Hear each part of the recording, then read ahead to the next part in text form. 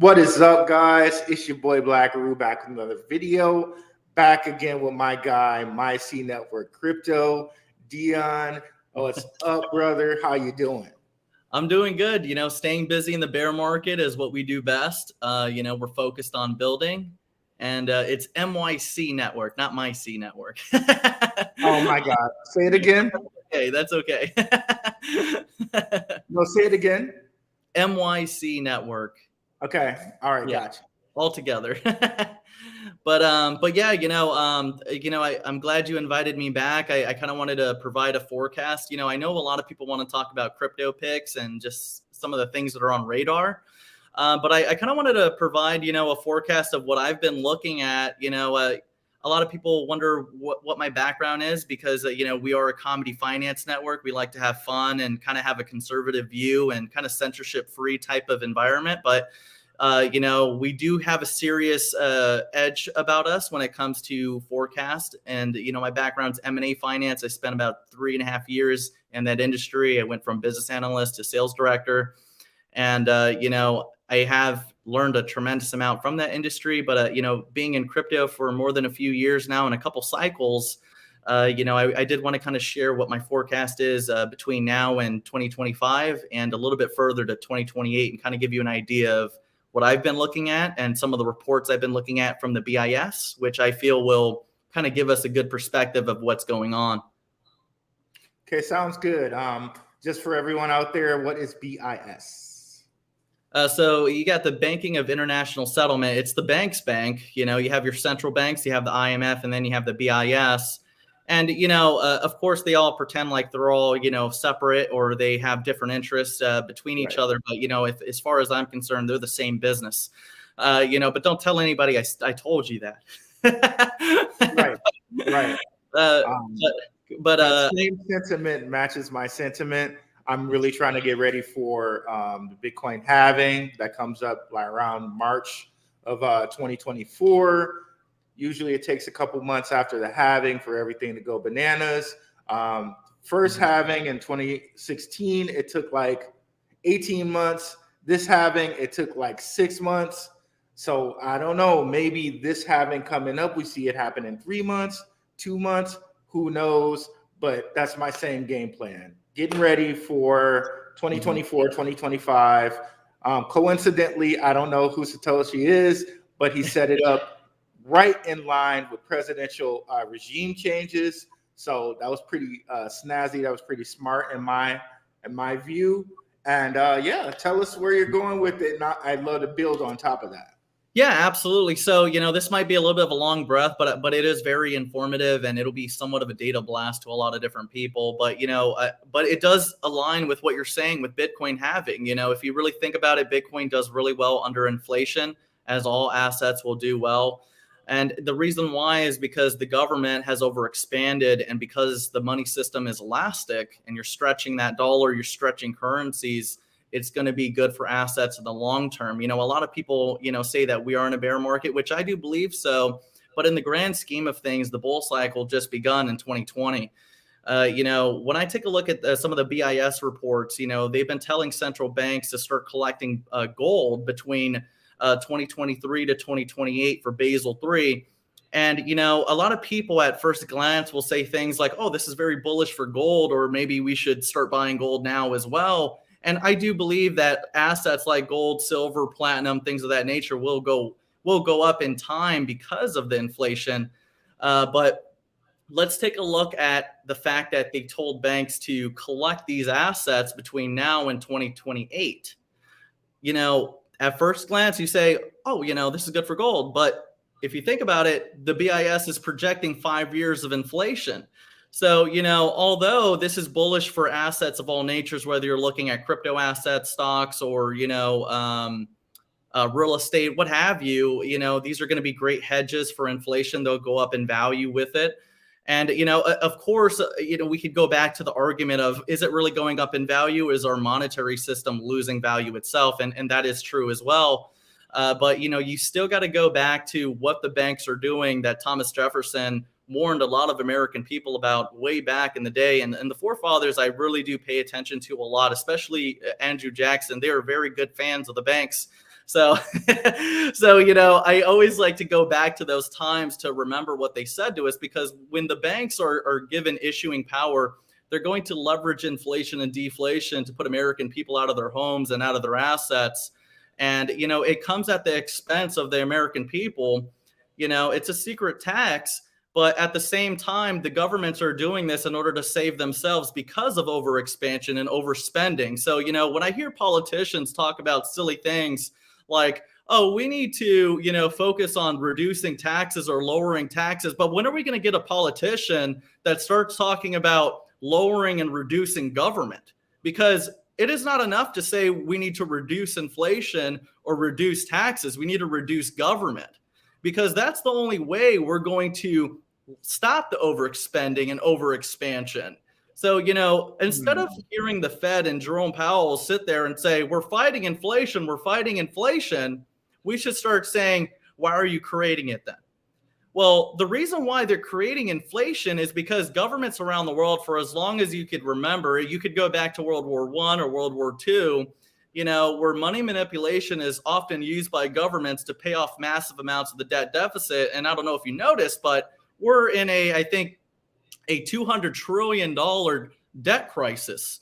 And because we're in that type of debt crisis, not only our country, but central banks around the world are looking to hyperinflate our currency in order to pay off massive amounts of the debt deficit by leveraging inflation to print or to expand the monetary system, to rise asset prices, to one day exchange it, or maybe, you know, at some point introduce a new currency or a new reserve currency. Well, you know, given the nature of some of the countries out there, it looks like everyone is starting to go towards nationalism, but there could be multiple reserve currencies at one point, you know. But at the end of the day, you know, right there. Basel III, you said that they're stocking up on gold for Basel III. What is Basel III? So Basel III is basically a gold standard implementation process. Now, the gold standard implementation process is going to take several years to go into effect. But the majority of what it's for is to have some sort of fraction or some sort of allocation for gold for their reserves.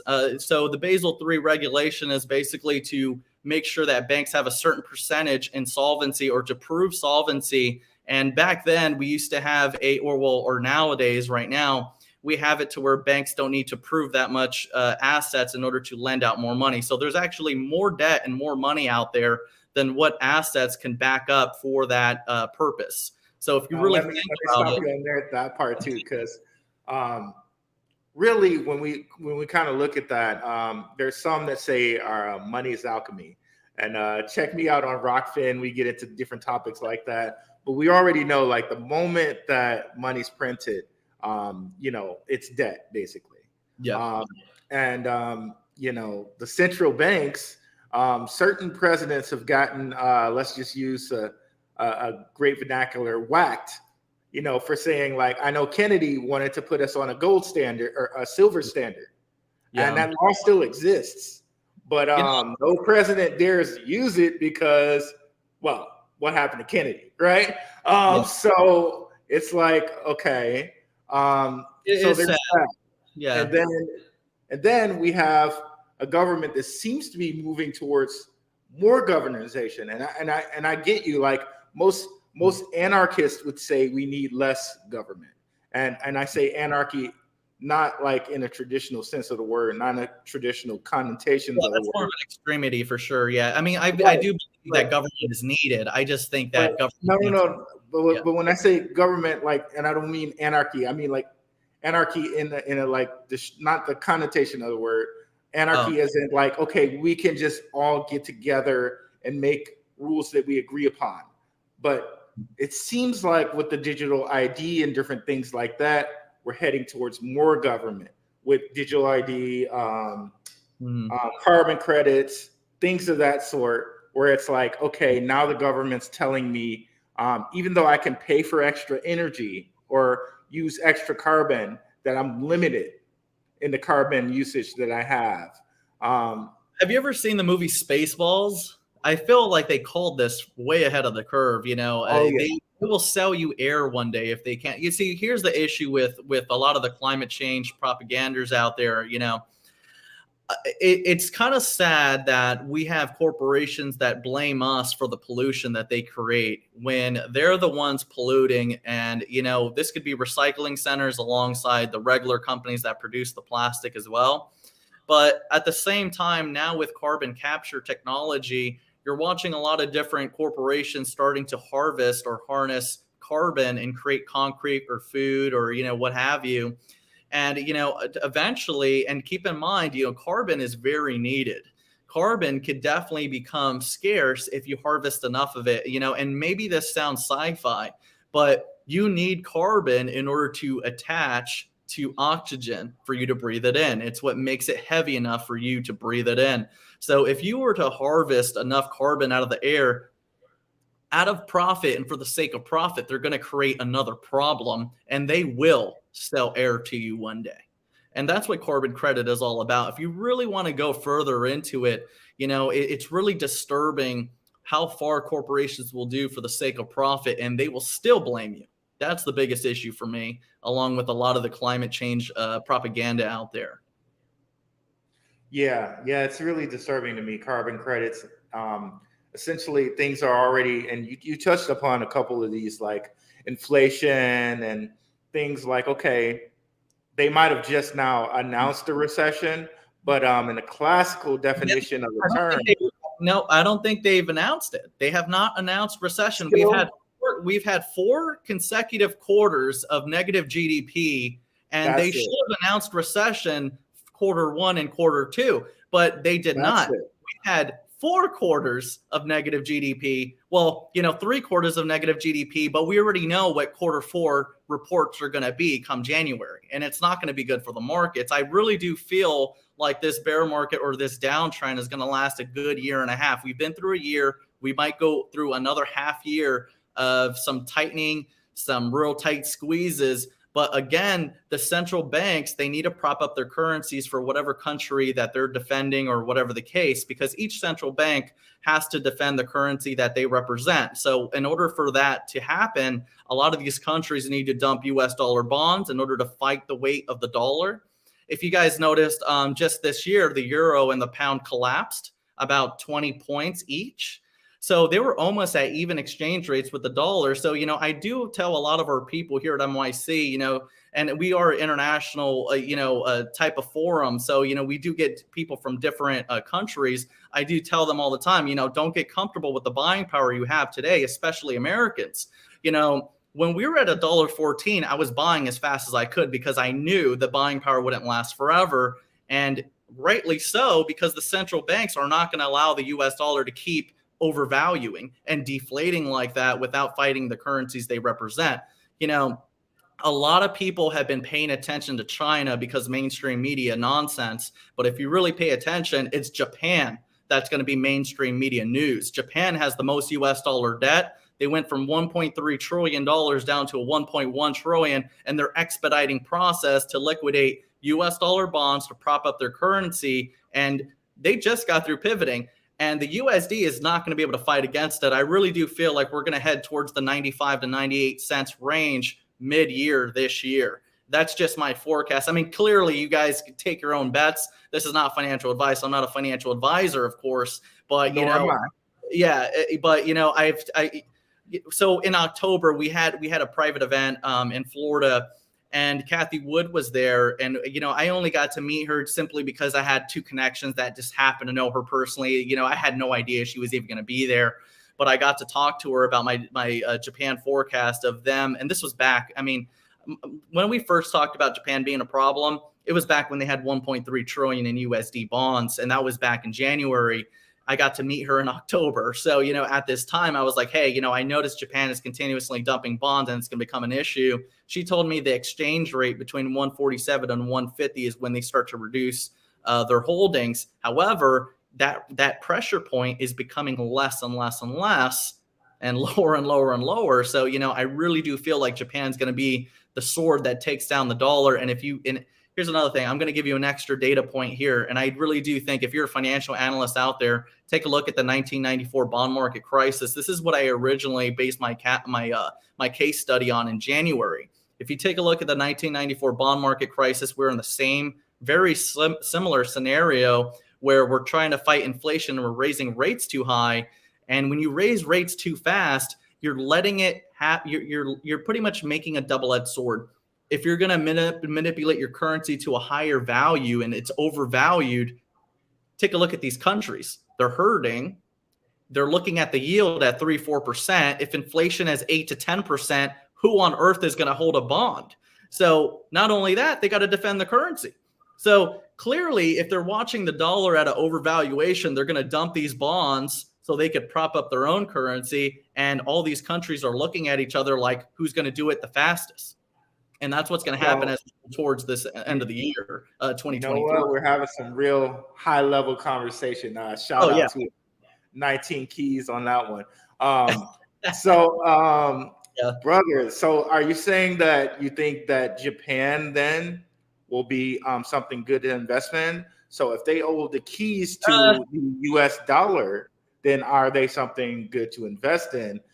Japanese yen? Yeah, absolutely. Here at MYCNetwork, I like to specialize in crypto stocks, precious metals. I pay attention to geopolitics and FX markets.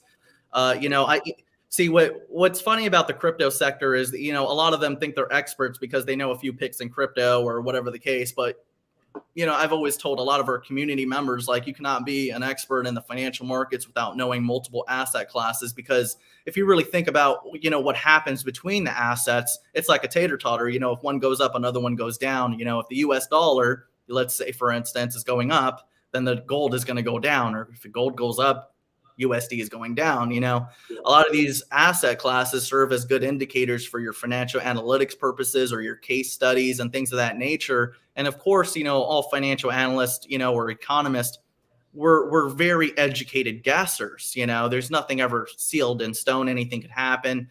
Black swan events can happen and things of that nature. But I do think when you know multiple asset classes, it's going to make you a lot more accurate and it's going to mitigate your risk. Is that going to get rid of 100% of your risk? Absolutely not. But I do feel that because the yen, or because Japan has all the purpose, and not out of malice intent. Of course, there are allies, but at the end of the day, they need to dump U.S. bonds in order to defend their economy and to defend their currency and their people. So, we can't sit here and blame them.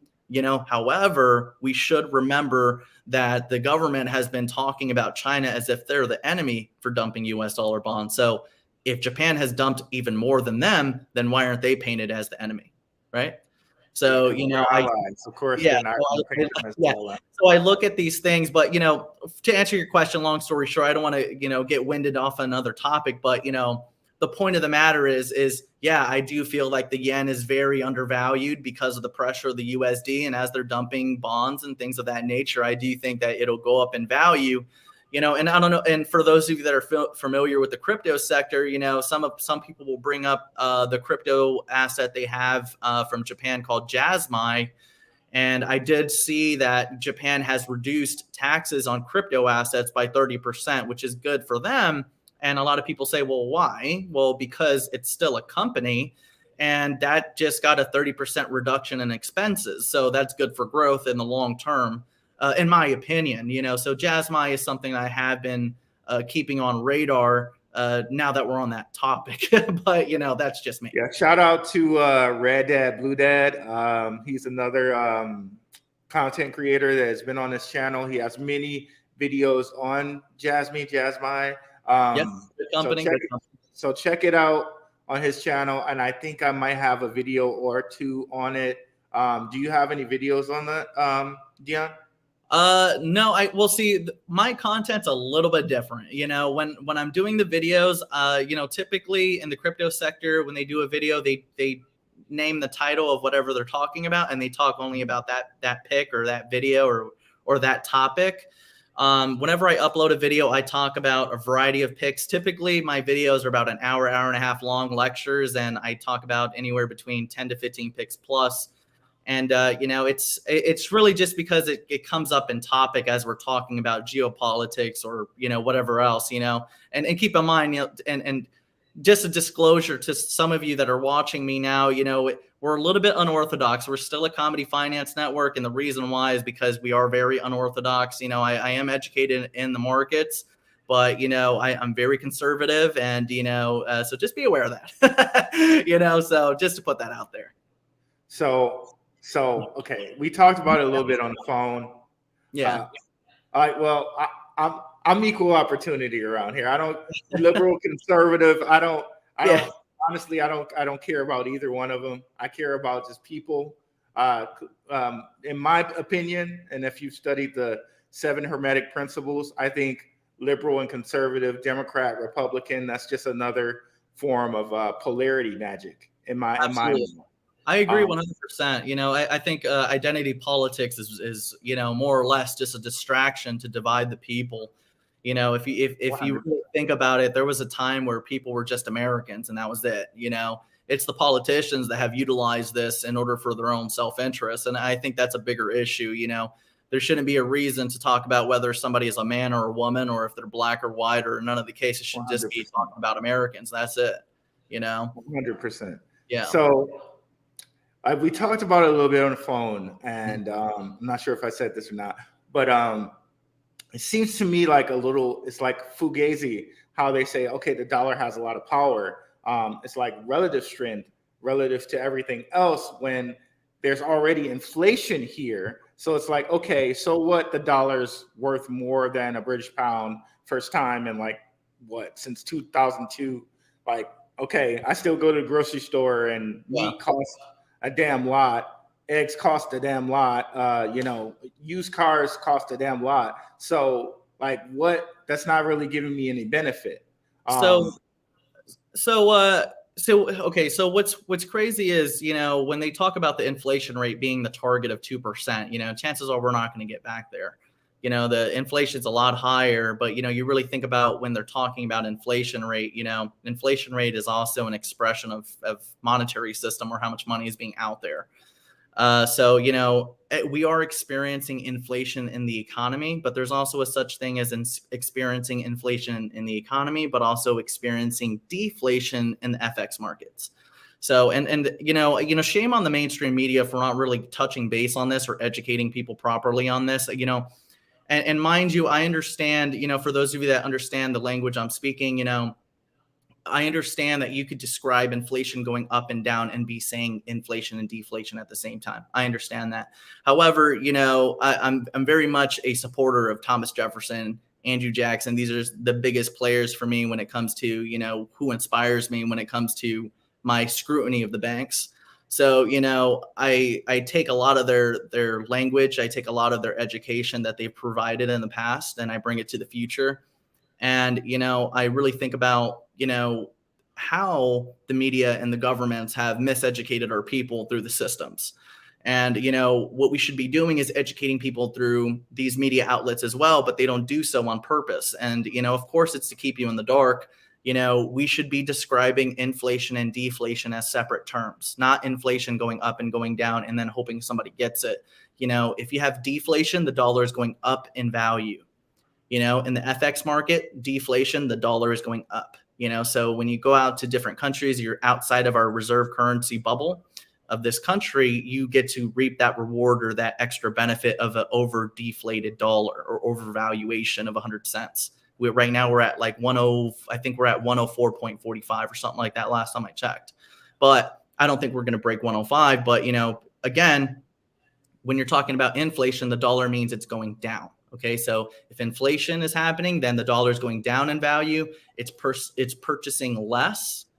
And, although in the FX market, we're watching deflation happen, you still say, well, why are prices still going up in the market, and all that stuff? Well, it's not only that, you have shrinkflation happening too. You're not only paying more money or if not the same price for items, but you're getting less quantity. Okay.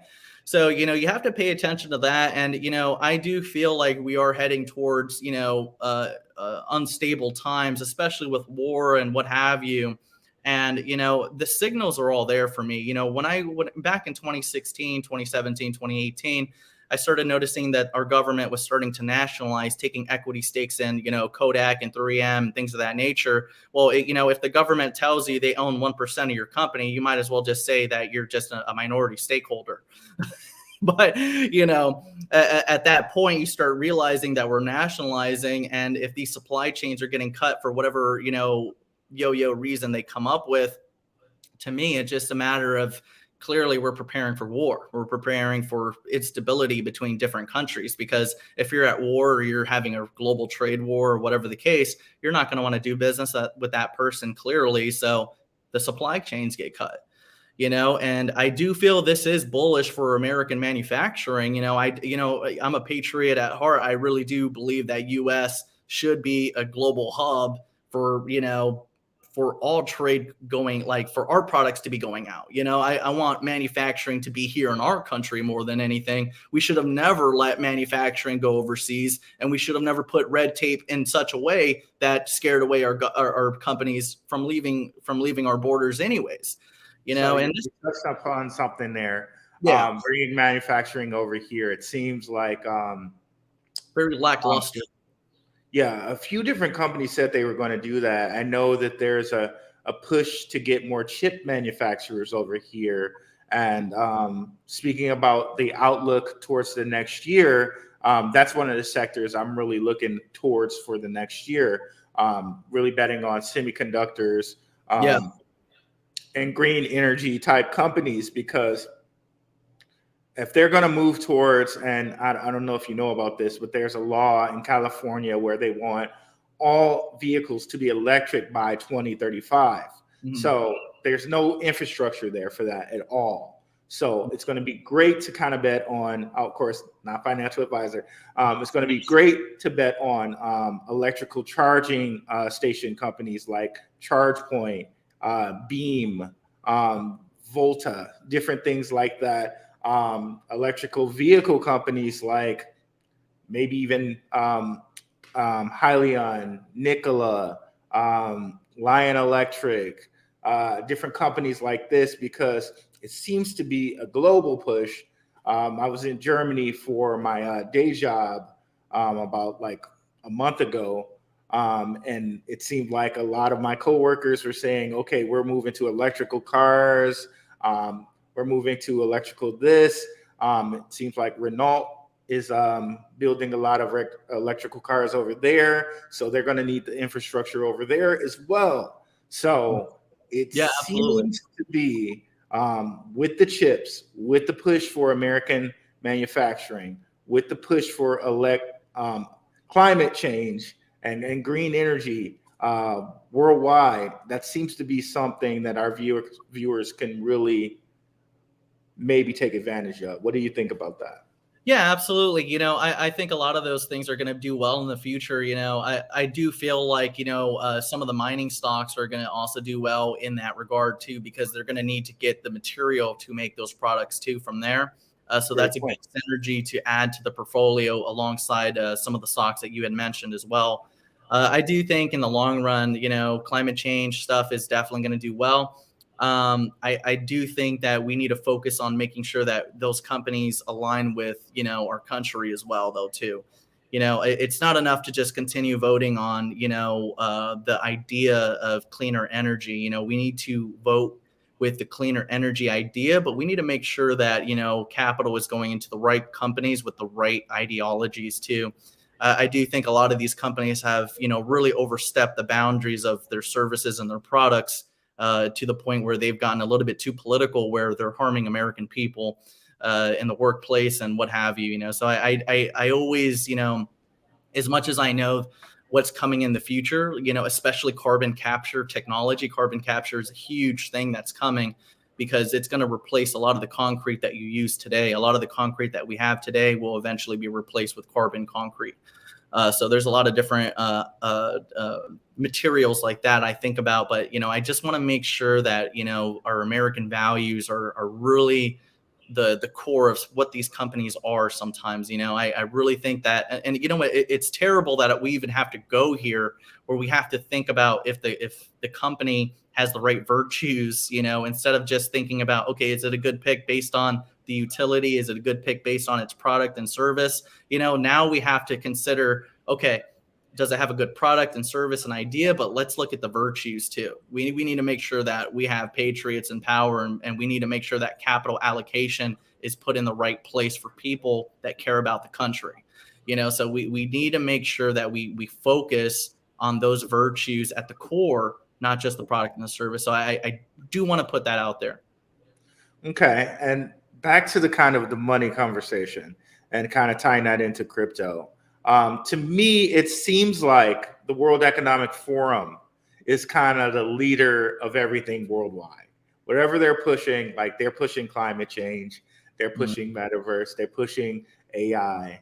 And we touched on climate change a little bit, but I've seen like worldwide, it seems like crypto seems to be gaining more of a national push or international push, whereas here in America, crypto is getting a harder time getting through. And I'm wondering why that is, because personally, I think the World Economic Forum controls the entire world. So I'm wondering why they're deciding to not have it be a thing for America, but have it be a thing for international. What do you think about that? It definitely has like a one world order sort of ideology to it, and I like how you're setting me off here. but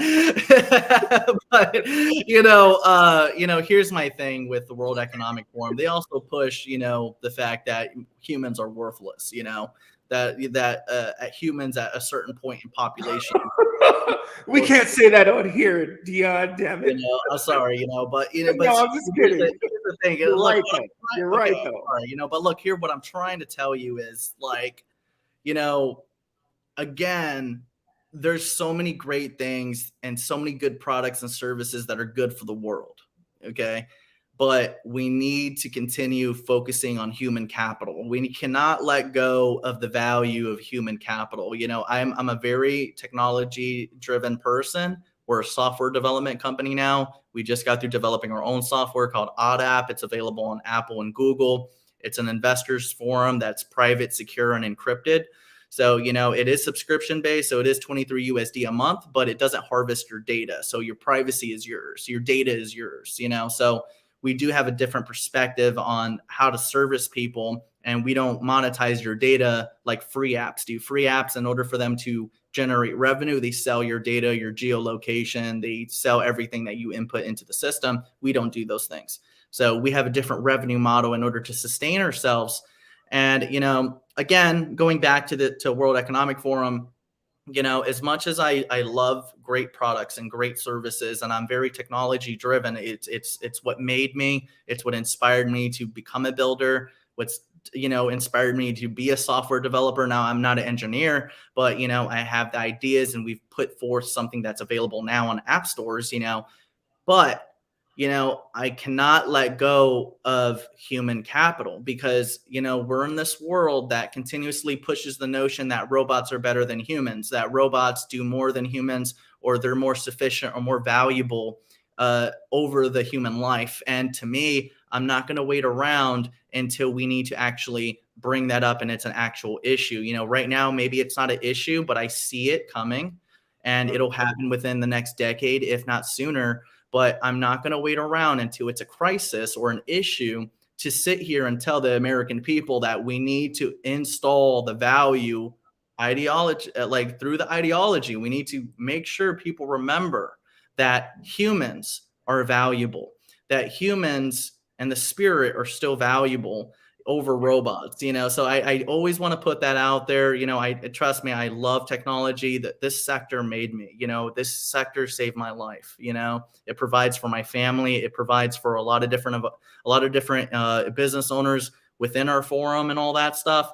But, At the same time, if you take a look at Twitter, they're already reducing the bot count, and the marketers are finding out the difference between users and humans, and they're reducing how much marketing budget they have for these social media platforms because a lot of their users are not humans, they're robots.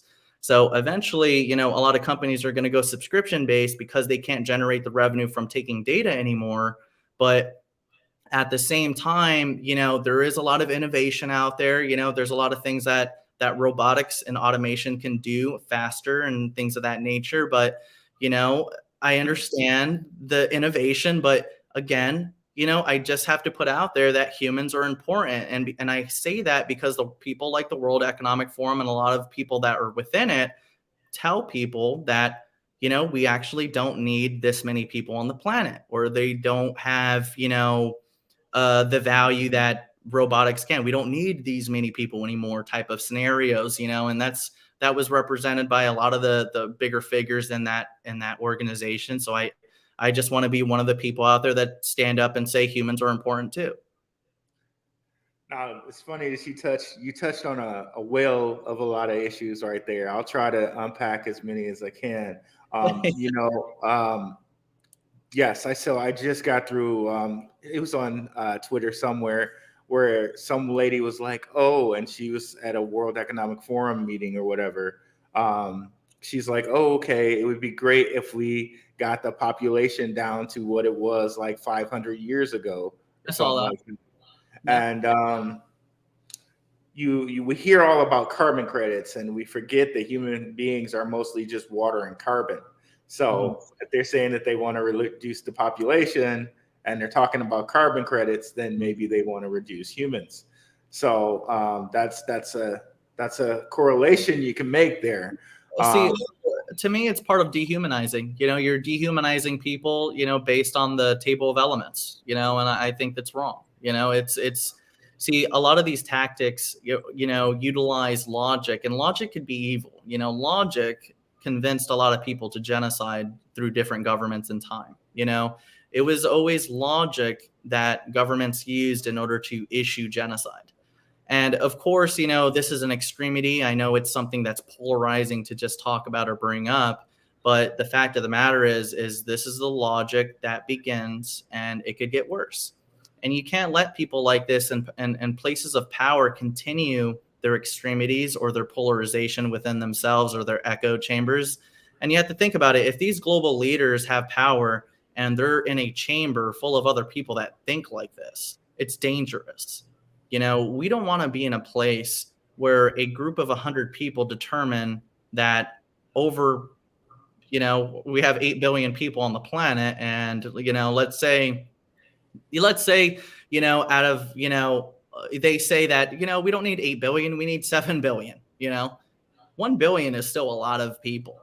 So, you know, whatever the case may be, when they come up with the numbers that they come up with, you know, we still need to keep people like this in check. We still need to at least say, hey, you know, human lives are valuable, and I do believe that the earth is plentiful. I do believe that the earth has enough to sustain itself and the population we do have. If you take a look at around the world, you know, and I'm going to touch base on something real quick, is, you know, you take a look around the world, there's plenty of room, there's plenty of resources, but it's because of greed and profiteering that a lot of the resources on earth have been squeezed or manipulated into scarcity for the sake of profit. And that's a problem. Yeah. So, you know, we have to go back to those moments where we say, well, there's actually enough room, because if you really cared about the planet, then, you know, why are solar panels taking up 200 or 500 or 1,000 acres of land to install solar panels when those could be homes? You know, people, they tell us that we're bad people for not caring about the animals and caring about nature, but if you take a look around Georgia or Florida or Tennessee or a lot of the Texas, they take up thousands of acres of land to fill up black panels, solar panels. It looks like a Darth Vader movie or something, you know? So, you know, at some point we need to take a look at these corporations and really think about the ideology they push on us, and take a look at the actions they do and start getting these people in check, because products are not important, and especially not more important than human lives. So, you know, that's just kind of like, you know, as nice as I could say it. Yeah, you know what? That touches on a lot of things too. I don't know if you know Owen Benjamin. Yeah. I kind of like a lot of his stuff, and I have some problems about some of the things that he says. But like Yeah. he went and started his own community, like the Beartaria community, and I feel like that's really the only way that we're really going to get around this like huge, harsh over government thing is to start our own communities, our own little local governments, and that's really how we're going to do it. And many people will probably call us like, because I know they call him this, they call him like he started his own little cult, and it's not. He just started a group with like-minded people that are willing to work together towards a cause of bettering all their families, not a cult at all. So I think that's really the only way we get around it. But that's such a tough conversation to have. I mean, we don't want to. I mean, clearly, well, what's sad about a lot of these communities that I mean, I'm not too familiar, like too far into Owen Benjamin. I mean, I've heard of him. I've seen some of his stuff, very cool stuff. I know it's controversial and things of that nature here and there, but I do believe that sub communities should be there. I think that they shouldn't be, devalued or anything like that. I think it's good. If you get a lot of people with a like mind or a good drive to make change in the world, I think that's how it starts. I think enough people that care do change the world. Maybe it's not the entire world, but a group of 50 or 100 people or 1,000 people can do things.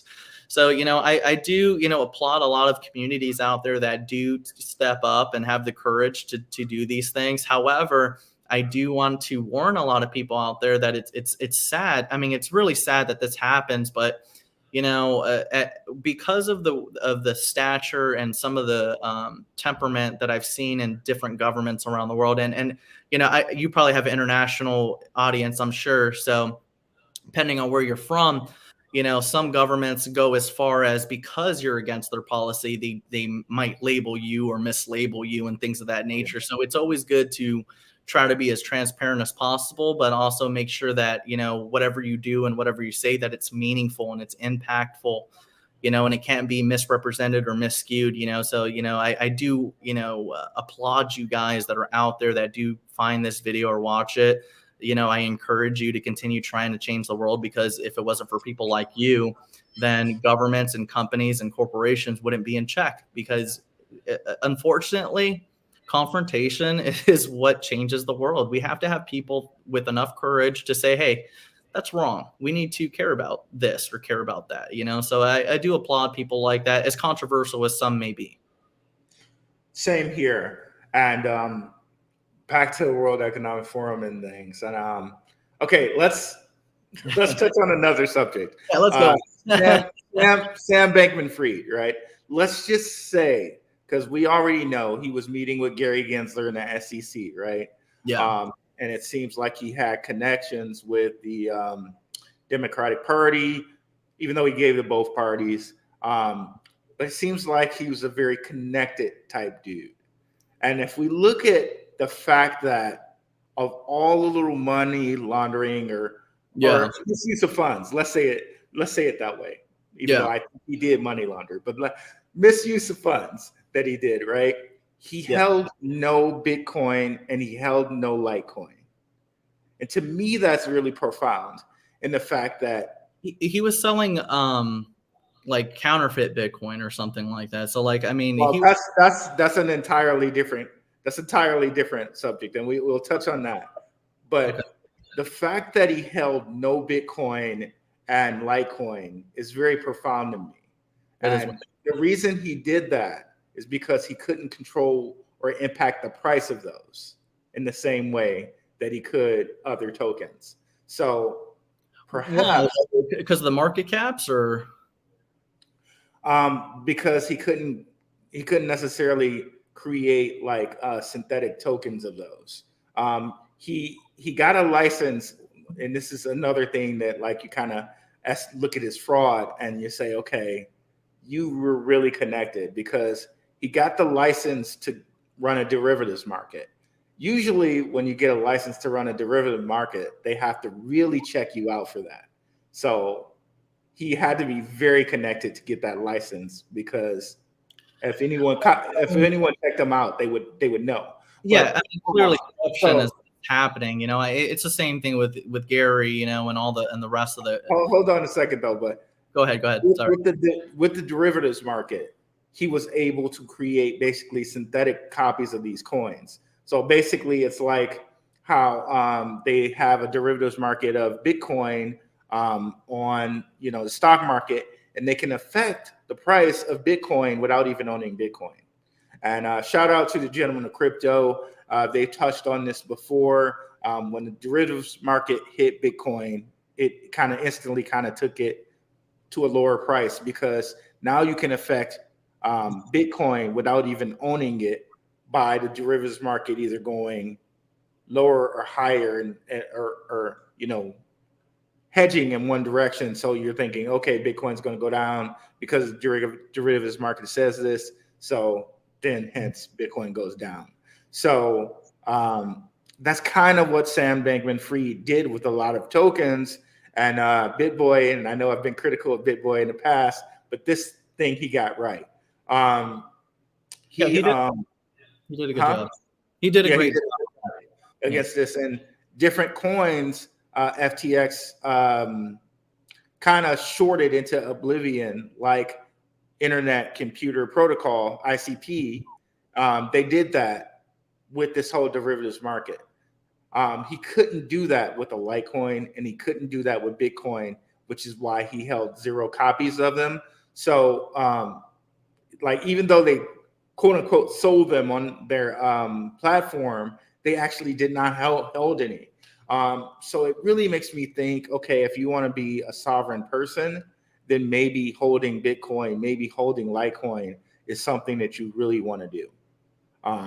Because I mean, both of them are. I mean, I think Litecoin just went through halving, so that's bullish for that. There might be policy that comes out for regulations that might help Litecoin as well, from what I hear. In the long run, I do feel that Litecoin and Bitcoin will do well as we go into the future. I don't collect either, and the only reason why is because typically when I'm looking at my investments, I always measure them by multipliers, and for me the growth versus risk for the multiplier doesn't meet the demand for me to buy it on either side. I mean, not yet. I do feel like as we head in towards between now and mid 2023, we'll have greater buying opportunities. And the reason why is because the recession hasn't been felt yet. The recession, clearly people were getting squeezed. They felt, money drain throughout this year, but a lot of people are running out of money, and now they're going to feel the pain between now and the next 6 months. Not to mention, a lot of people will be liquidating assets in order to pay off taxes. So that's another thing that we need to think about too, as we head towards March, April, things of that nature. So I do feel like we'll have better buying opportunities, and that will probably make me a little bit more bullish on Litecoin and Bitcoin, things of that nature. I'm more into the smaller altcoins and things of that. I like strong utility. I'm really looking at KYC, DID, Web3 companies, ICP, ArcBlock, ABT, Civic Token. There's a variety. ICP is definitely a good player. I'm not going to be a purchaser of that just yet. I want to wait to that March area. And another thing I've been taking a look at for indicator. I read a report. I don't know if you saw it. Maybe you did see it. Was the car industry? They were talking about how banks are allowing the waiver of auto loan stipulation. So typically, one auto loan per person, and what banks are doing is they're allowing loans to be given to people that have an open auto loan, and usually they would say, trade in your other car in order to get the loan. Well, they know that they're submerged in these other cars, that they can't get out of them. They're too upside down, and they're allowing them to keep that loan and giving them a brand new loan, knowing that they're going to end up repossessing the other car. So, and keep in mind, it's not the customer's fault. It's inflation's fault. Inflation made these cars well overpriced, where within a year they were already upside down 30%. So, because of this, this year or going between now and mid-year, you're going to see a lot more repossessions of cars. But also, this is a solid indicator that, first cars, then houses, and then so forth, But think about it, before you sell your car, or you get your car repossessed, or you get another loan and let this one go, or whatever the case.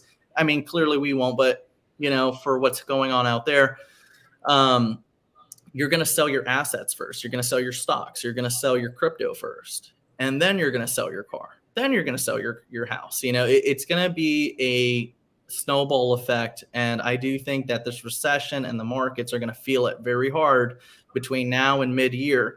And then maybe mid-year 2023, we'll get that reversal narrative about Bitcoin halving. And, and again, this goes back into line for me going into accumulation mode. I slow down my DCA. I want to accumulate between now and the next year and a half, and then have my bags ready to go. And then, I won't consider any type of profits or considerations until probably late 2025, early 2026. And, that does feel like, if you think about that BIS report I was talking to you about earlier in this video, if they're projecting high inflation between now and 2028, 2025, 2026, we might start seeing heavier peaks, and the grand scheme of things, and you take a look at everything, the real bull market and most bull markets, they last 8 years. Is there fractures and dips on the way? Yeah. But if you take a look at what's going on, the bull market really started in 2020. And this is just a small correction on things that didn't work. And we're probably going to be heading up, I feel, as we go further. If you want to say anything more on that, you can. And I got something else to share about the stock market. Yeah. So a lot there again. Sorry. So I do think 2024 is really going to be the bull market.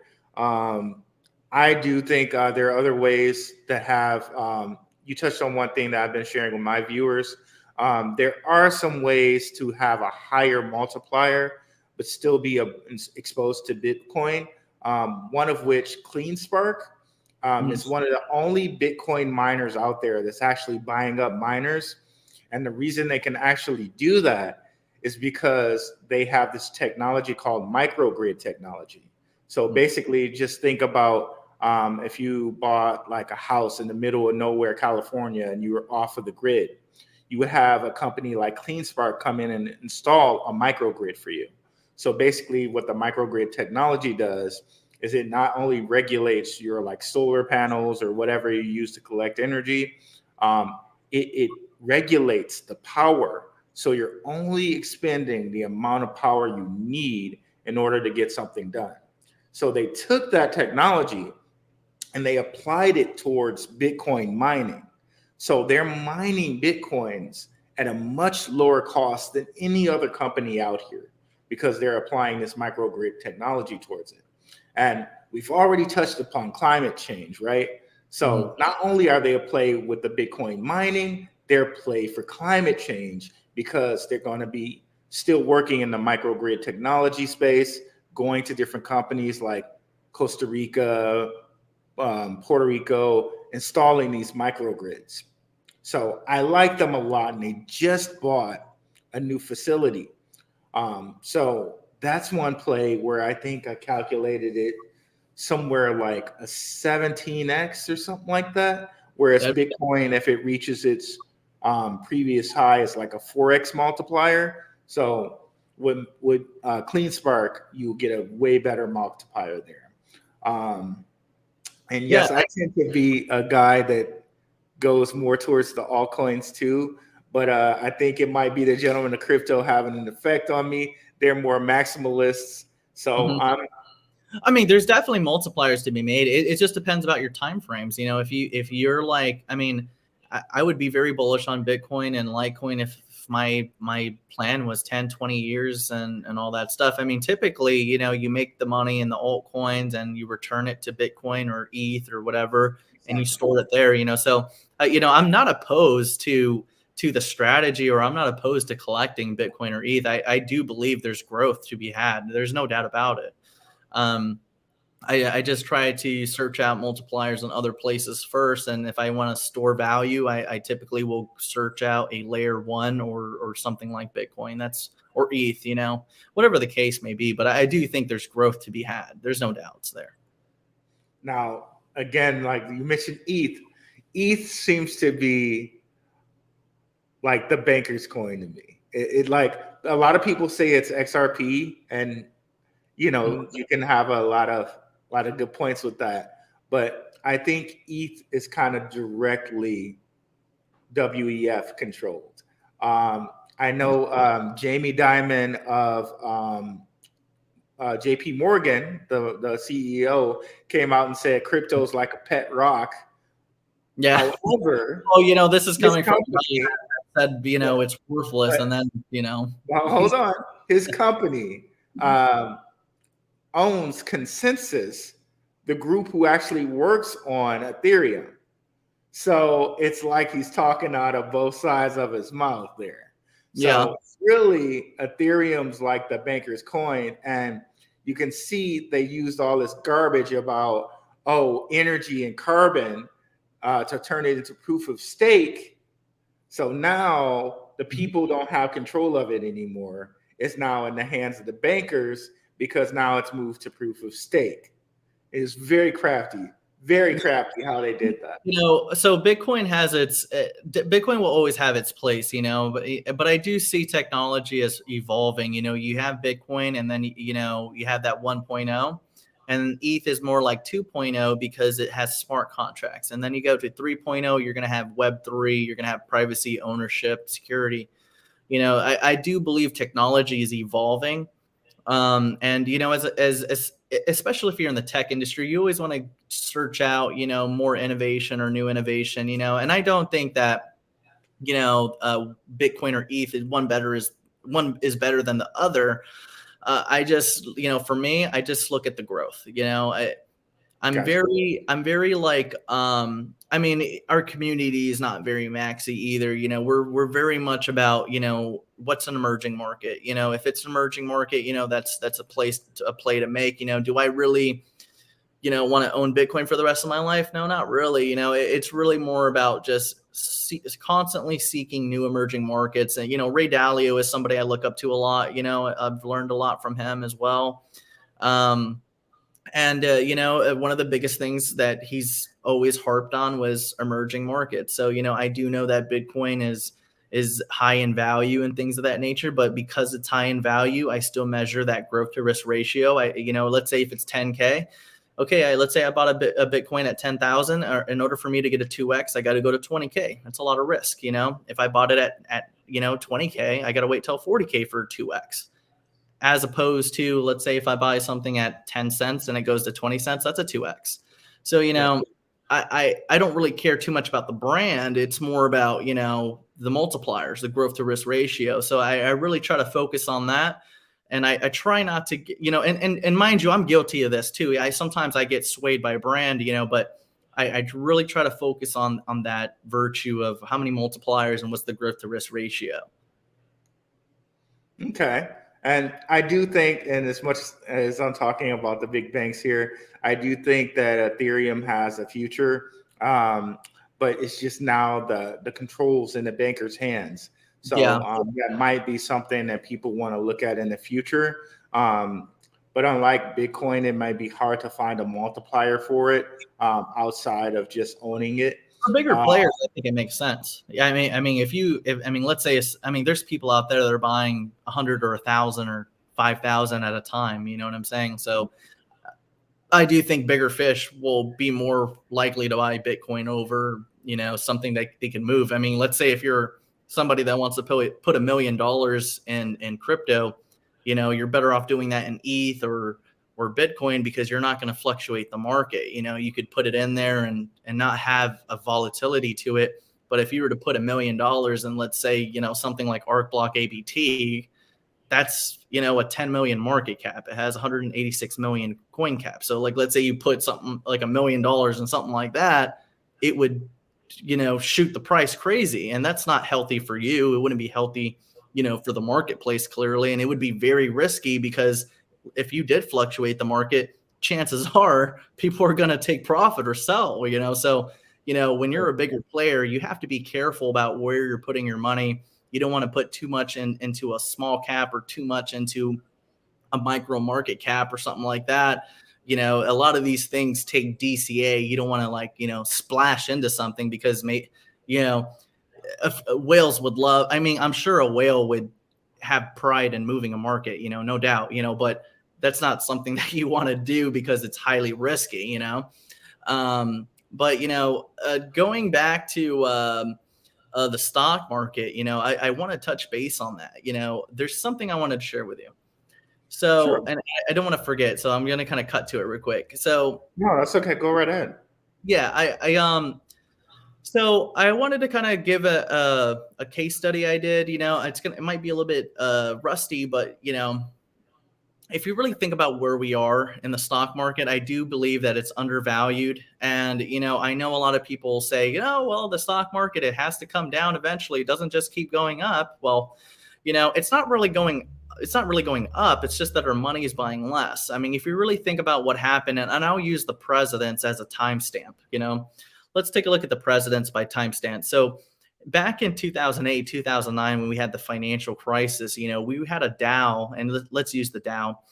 The Dow was roughly at 14,000 at that time before we had that crash, and it crashed down to 7,000. At that time, Obama printed about $800 billion, and we 7x'd. So we went from 7K in the Dow to about 29K. And then at this time, Trump was in office, and we had this pandemic, and we crashed at that time to 21K. At that time, Trump prints $2 trillion. And right now we're only at 30K.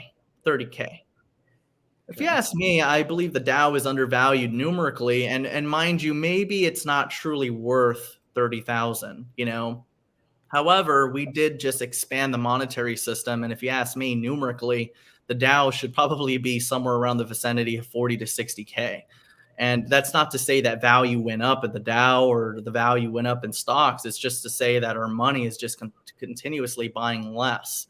So I do feel in the grand scheme of things, based on the BIS and a variety of other data points, that, the markets in general are very numerically undervalued, and we're just getting started. I agree. Now, sticking with the same stock area, we mentioned emerging markets here. I forget, I was watching this one guy, a big crypto guy. His name is Max, and he has red hair, and he usually red long hair. I can't remember his last name, but he was talking about emerging markets, and he was looking at, I believe it was India, Indonesia, and China. And yeah, those may be plays that we want to look at. And he was looking at basically investing in, I think it was like the mutual fund or the mutual index or something on those markets. And I think there are individual companies you can invest in those markets that are traded on the public, on the NASDAQ, like different type of green energy companies, different type of chip companies, companies like that. You mean like you're investing in a stock, but you're investing in crypto through the stock? Is that what's happening? No. I was just saying, like, investing. He was thinking of investing in like the index for that specific company, or for that specific country, like India, or I believe he said India, Indonesia, and China. Don't quote me on that. I know for sure he said India. But what do you think about just investing in emerging markets? Me personally, I would do emerging markets in things that we've talked about, like green energy. But what do you think about that? I'm all about emerging markets. I want to make sure that we get into things that are about to be legalized. And here's another thing. I know it's unorthodox to mention, but, I think the marijuana industry is something that people should be investing in. One of the companies I've been looking at is Hexo. I think Hexo is definitely a nice company to be taking a look at. They're coming up with drinks and things of that nature. And I do think the marijuana industry is more healthy, and I think it's more sustainable than what we got. However, what we need is, the right CEOs. One thing I've realized, along with some of the losses that I've incurred trying to invest in different marijuana companies and things of that nature. I've done enough research where now I know who the serious players are, or who might be emerging and things of that nature. But back when I first started, I started realizing a lot of these CEOs are very silly and they burn through money. So, I'm very tedious about who I select when it comes down to, if it's in this industry, we need to make sure that it's a serious player. We need to make sure it's a real CEO, not just, some pothead or something, we want to make sure that somebody with like real corporate knowledge on there, just to put that out there, so just because the sector is that, doesn't mean all of them are bad, but we do got to make sure that it's a good CEO in there. I do like Hexo a lot. I've been taking a look at some of the oil stocks like Rig Transocean. It's an American oil rig. I really like that company. I remember when I first got into it, it was around the $2 and change range, and it has been showing growth. So I like that. I have been taking a look at some of the executive orders that have happened in the past where different companies met with President Trump back in the day. I forget which executive order it was by the number, but, they met with a lot of different financial institutes like, MoneyGram, Western Union. And a lot of this ties into, the whole, cross-border transactions, things of that nature. So I've been trying to make sure that I get in on that too. I like IBM. I like IBM's yield. And a lot of people write off IBM, but, it's a good company. Same thing with like Nokia. Nokia is another one that I feel like a lot of people don't think about, but it's a good company. Also BlackBerry. BlackBerry is a very good company as well. And a lot of people, they at first thought they think of the phone, but it's a security company. It's cybersecurity, So I think a lot of people need to think back to some of those other companies that have been around for a long time and really think about where they're going in the future. Because a lot of these older companies that people have written off are actually doing really well. I mean, maybe they're not on mainstream media, but, if you take a look at some of these yields, it's not too bad. I like some of the banks, and typically, I'm not really very bullish on banks, but, I do like Bank of America. I like Santander. I think Santander has done an amazing job. At first they started out as more of a secondary bank, and now they're doing way, way greater than that. And they have a good yield, So I do try to seek out some of these emerging markets, some of these stocks that are very undervalued and stuff of that nature. I like VGZ, which is a junior miner out there. It's very cheap, and of course, there's a dime a dozen silver and gold miners and things of that. But, I don't have like crazy amounts of money to put in there. I don't want to present myself as some huge wealth management type of person, but I do want to make sure that with the money I do have, I do get enough shares. I want to make sure that I find something that's still fairly new, and I want to grow with time. I want to make time my growth, Let me build on some of what you said there. And I like what you're saying in the chat there, Richard Judge, dividend stocks and stuff like that. I haven't announced it to you guys yet, but I have been looking at some cannabis stocks. So I'm glad you touched on that, brother. Yeah, absolutely. What I like and what I've noticed with the stock market is if the money's there, eventually the price will follow. So I do own some Hexo, but the two that I like a lot are Sundial and Tilray. If you look at their last couple earnings, they're in the 200 millions of earnings, and not too many marijuana stocks are in the 200 millions of earnings per quarter yet. But are they profitable or? I don't know about profit, but I know that they're saying might be burning cash still.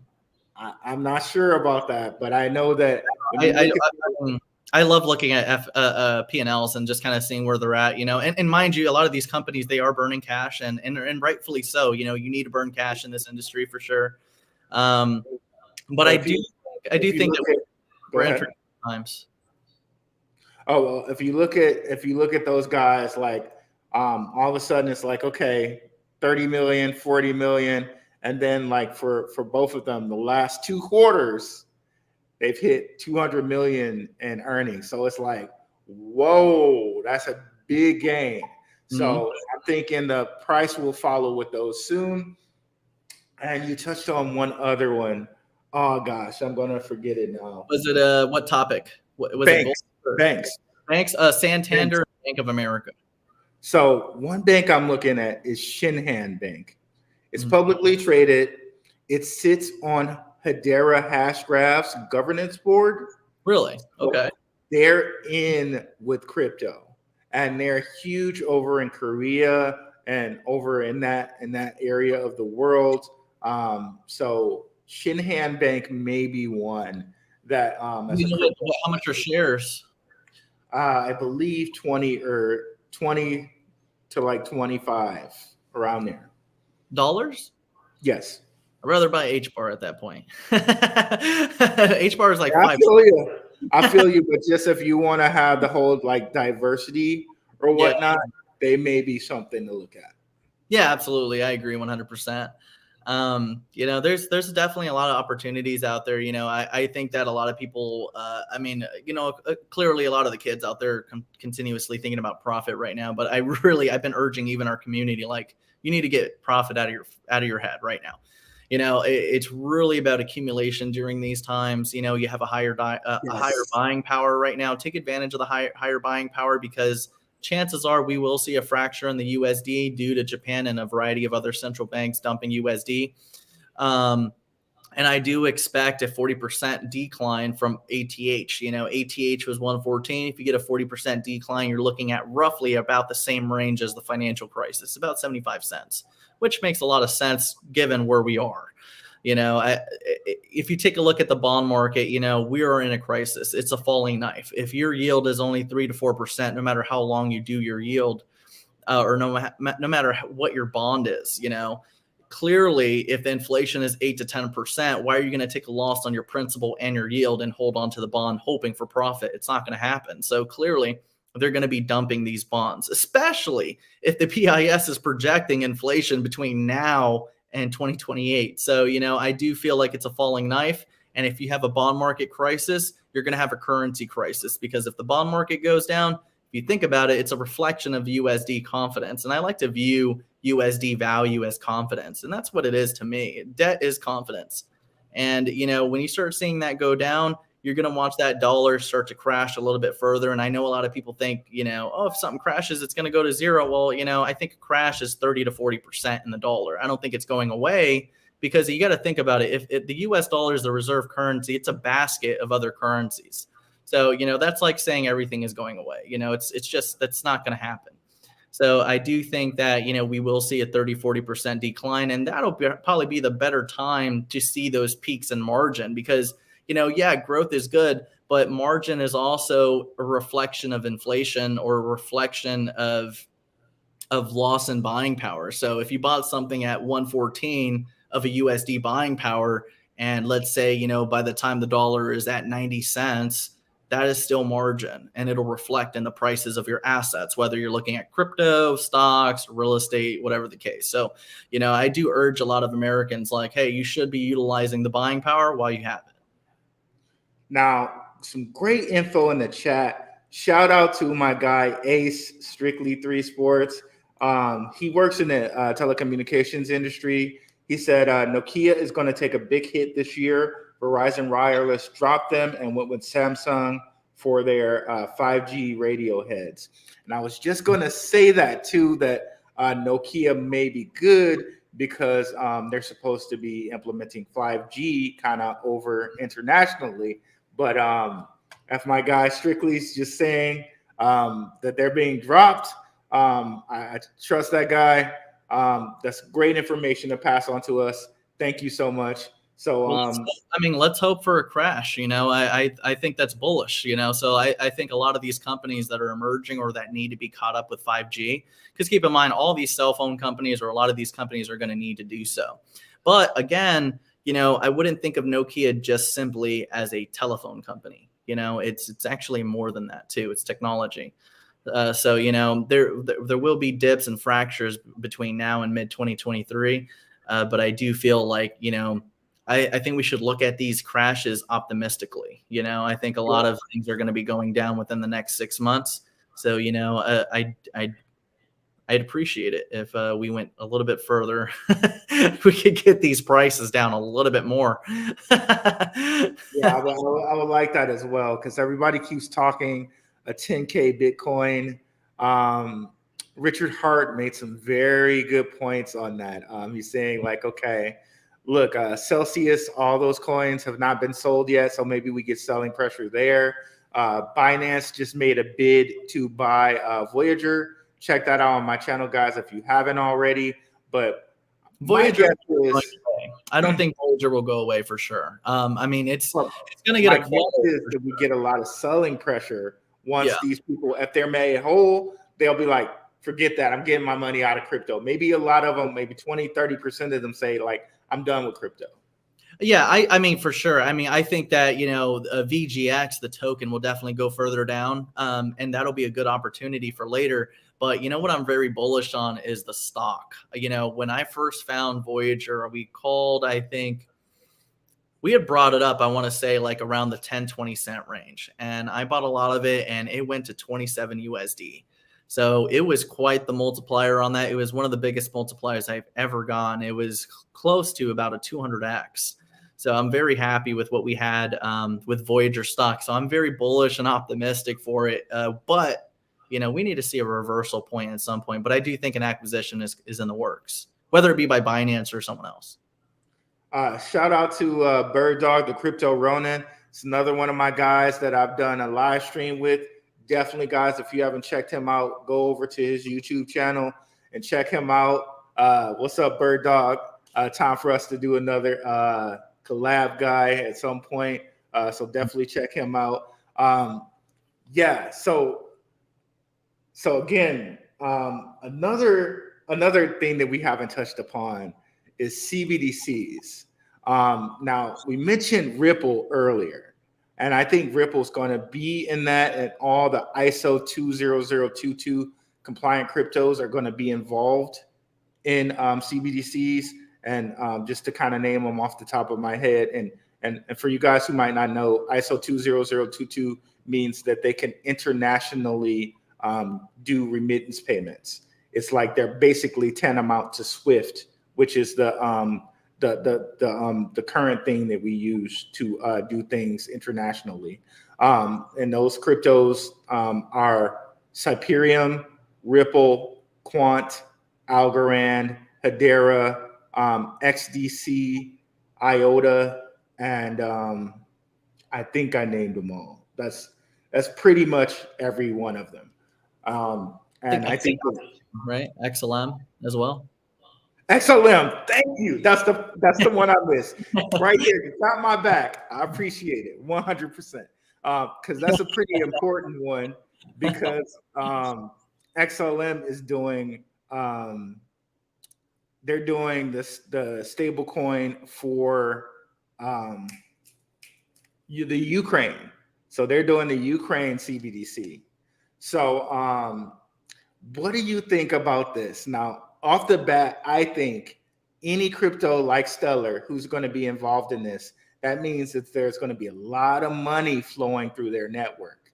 Now, all they have to do is say, I don't know, like, okay, if you use Stellar to pay your bills, we'll give you a 1% discount. Like, as long as they have that money flowing through their network, it'd be pretty easy for them to incentivize the use of their token. All right. So I have mixed feelings somewhat about CBDCs. Okay. CBDCs can be programmed in such a way that can be tyrannical, or they could issue in, time expirations and things of that nature. So those are certain things that I do worry about. But, again, when it comes to value, I do have bullish data to it, because think about it, central banks are the only type of entities that are going to have gold to back up whatever they need to back up. So that's kind of a nice thing to know. Central banks, they're collecting gold as we speak, and they have an allocation for gold set for a percentage. So that's going to be nice. Another thing is, CBDCs are adopted. They're not so much created. So, if you take a look at Algorand, it's a CBDC that was adopted. Okay. So I do think about different cryptocurrencies that could be adopted as CBDCs. And the ones that I think about are TRX Tron. I think about Algorand. I think about XRP. think about XLM, and they might be, CBDCs per region. A lot of people look at XLM and they look at the price, or they, even when it was higher in value, they might look at it and say, well, XLM is still lagging in price. It's only 50 cents. But if you're only looking at it from an American standpoint, then you're going to miss the boat, because a lot of the region that it's catering to need a price like that because their currencies are not that powerful. So if you take a look at XLM DeFi, a lot of the XLM DeFi projects are all decimalized, several decimals over from zero. So, when you take a look at it from that perspective and you really realize why intermittence is so important, it's just send money at fractions of a penny in fee. So that way people with lesser buying power and currency can send $1 or $5 to their friends and family, and it'll make a difference, because right now it costs too much money for people to send money across borders and things of that nature when they have weaker currencies. So I do believe that XLM is a powerful currency, and I think it's very expensive for what it is based on the regions that it caters to. Will it be more expensive in the future? Probably, but I do think it has its place. Another thing to consider is, XLM and XRP already transfer trillions of dollars. Banks use RippleNet right now. They don't need to purchase the coin. Same thing with XLM. The Federal Reserve uses XLM.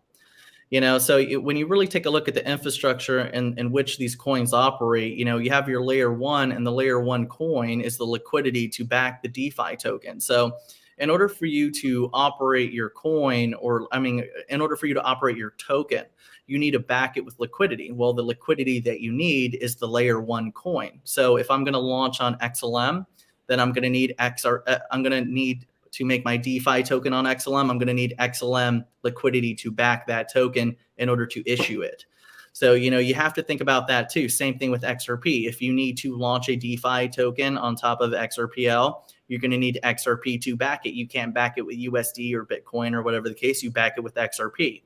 So, when people think about scalability, you shouldn't be thinking about what bank or what company has partnered with them. You should be thinking about how many projects are utilizing the liquidity to back their token on top of that ecosystem, because ultimately DeFi is what is going to scale layer one coins. So although we do see projects running on top of a variety of these favorite picks like Algorand, XRP, XLM, TRX, we are still in the beginning phases of how many companies will be on there in the future. Okay, so you mentioned some good points here, and sorry, that is not a smoke alarm. That is my trading view stuff going off. If you can hear that, so sorry about that. Yes, I think you're good. I don't know about the audience, but I haven't heard anything. Okay, perfect. So you hit on a point there. CBDCs are going to take adoption. Now, I'm not sure if you guys heard about this news. I think the gentleman of crypto mentioned it, but Nigeria, they basically implemented some banking rules to almost force people to use their CBDCs. They said that you could only get out, I forget the name of their currency, like Karens or something like that. You could only get $45 out of the bank. This is what the central bank, and understand when we say the central bank, they're all controlled by one family. The central bank of Nigeria said you can only get $45 out of your bank account to kind of force them to use CBDCs. And you have all these kind of confusing reports out there. Like, I think I saw one article where someone was like, some Nigerian was like, okay, I thought the government didn't like crypto and they're telling us to use CBDCs, and that people, are not necessarily educated in thinking that CBDCs and crypto are the same thing, but they're not. So I don't know. I'm really wondering. It depends. If there's not adoption, will people be able to get away with just saying, okay, I'm just going to trade with people, or I'm just going to use Bitcoin via my phone, or will the government try to outlaw that? I don't know. What's your opinion on those things? Okay, so I think that CBDCs will have backing, or they'll have insurance. You know what I'm saying? But I don't think the other coins will. So you'll have coins that are backed or have an insurance to them, or a FDIC type of scenario. But I don't think the other coins will. And I think that banks really favor that. I think banks want to compete. Because if you really think about it, there's no way a bank or government could stop peer-to-peer transactions. Yeah, exactly. Hello.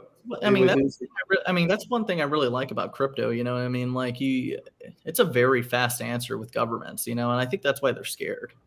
They're being forced in a place where they need to compete. Yeah, and when you think about all the things, and you're right, Ripple's already being used by central banks already.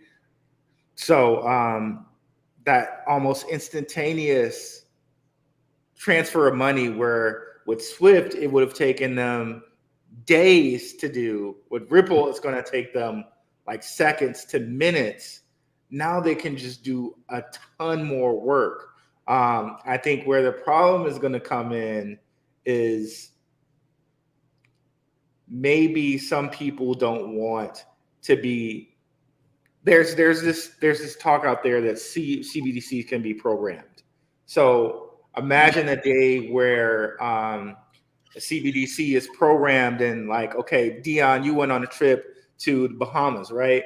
And so now you come home, you've used more carbon credits than you've normally used because you went on this Bahamas trip, and now your bank card or your digital ID says you cannot get any gas because you've reached your carbon credit limit for the month. I wonder how that would work. I mean, I think the carbon credits might be a separate credential. But I think that, I don't think they can program Algorand or reprogram Algorand. Once you deploy it, it's deployed. The same thing with XRP or XLM or TRX. They can adopt those things as CBDC, but in order for them to program whatever they give you, they would need to launch on top of Algorand or launch on top of XRP. That's the only way they'll be able to program some sort of expiration date on it. So, that is kind of bullish in a way, because if they do need to launch on Algorand or they need to launch on XRP, then they're going to need to buy a lot of that liquidity in Algo or XRP or whatever, TRX, in order to back whatever that CBDC is or whatever the token they want it to be. That would really be the only way they would be able to do it. I think there'd be a lot of conflicts of interest. Clearly, put it this way: if you deploy a blockchain, it's not like you could reprogram it at will. Once it's deployed, it's deployed.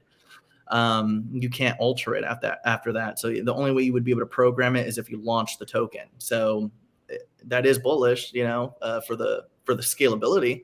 But for programmability, they would need to launch a token, So I think that's the only way they would be able to accomplish that. I can't imagine a government being able to accomplish the manipulation of holding all the Algorand coins. They would have to capture the admins. They would have to capture their wallets somehow. So I think that in the long run, when things get implemented, they might have to launch their own token on top of those ecosystems if that happens. Yeah, let's hope that we don't get to a day where they're actually programming in that, okay, because I took a trip or whatever, I'm limited on the amount of carbon credits I can buy.